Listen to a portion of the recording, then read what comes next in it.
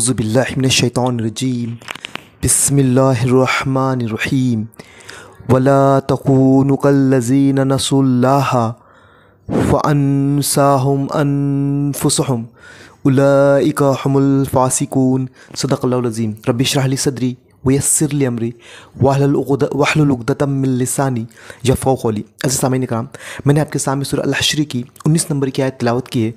इब्तिदा में अल्लाह का शुक्र अदा करते हैं कि अल्लाह ने हमको मुसलमान बनाया और वो सच्चा दीन अता फ़रमाया जो हकीकत में अल्लाह ताला के नज़दीक दीन है।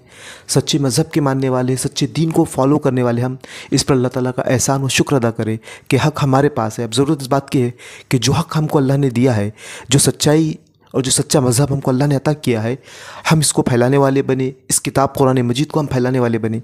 अल हश्र की 19 नंबर की आयत मैंने आपके सामने रखी है। इस आयत पर मैं अपना हासिल मुताल्ला आपके सामने रखने की कोशिश करूँगा। अल्लाह ने इस आयत में बयान फरमाया, इसका तर्जुमा मैं आपके सामने रखता हूँ।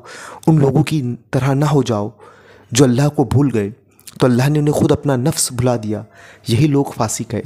अब आप देखिए इस आयत में अल्लाह ताला अहले ईमान को ये हुक्म दे रहा है, क्योंकि इससे पहले की आयत में अल्लाह ताला ईमान वालों से मुखातिब है। इसमें अल्लाह ने कहा कि देखो उन लोगों की तरह ना हो जाना जिन्होंने अल्लाह को भुला दिया। यानी आप देखिए कि अल्लाह को भुला देना ये एक बहुत बड़ा गुनाह है। जैसा सूरह अल बकरा में अल्लाह ने बयान फरमाया, फ़ज़्कुरूनी अज़्कुरुकुम, कि तुम मुझे याद रखो मैं तुम्हें याद रखूँगा। यानी अल्लाह को याद रखना ये बहुत अहम काम है।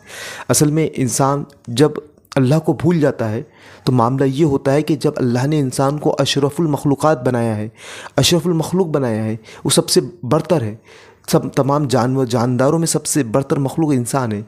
लेकिन जब अल्लाह ताला को भूल जाता है ना, तो फिर एक हकीर चीज़ों की इबादत व परस्तिश करता है। वो जानवरों की परस्तिश करता है, वो अपने हाथों से मिट्टी के बने हुए बुतों की परस्तिश करता है, वो जानवरों की इबादत करता है, वो पहाड़ों की इबादत करता है, वो सूरज की इबादत करता है।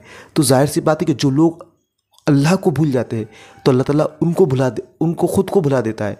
इंसान जब अपने आप को पहचानता है तो वो इस कायनात के खालिक को पहचान सकता है। तो जाहिर सी बात है कि आप देखिए अक्सर वो लोग जो गुनाहों में मुलविस होते हैं, जो अल्लाह की नाफरमानी में मुलविस होते हैं, तो सबसे अहम वजह ये होती है कि वो अल्लाह को भूलते हैं। यही है ना कि हम नमाज़ जो पढ़ते हैं तो हम अल्लाह के ज़िक्र के लिए पढ़ते हैं, कि अल्लाह की याद के लिए पढ़ते हैं, अल्लाह की याद दहानी के लिए पढ़ते हैं। तो इसलिए अल्लाह ताला ने कुरान मजीद में बयान फरमाया ना कि बेशक नमाज बेहयाई और बुरे कामों से रोकती है।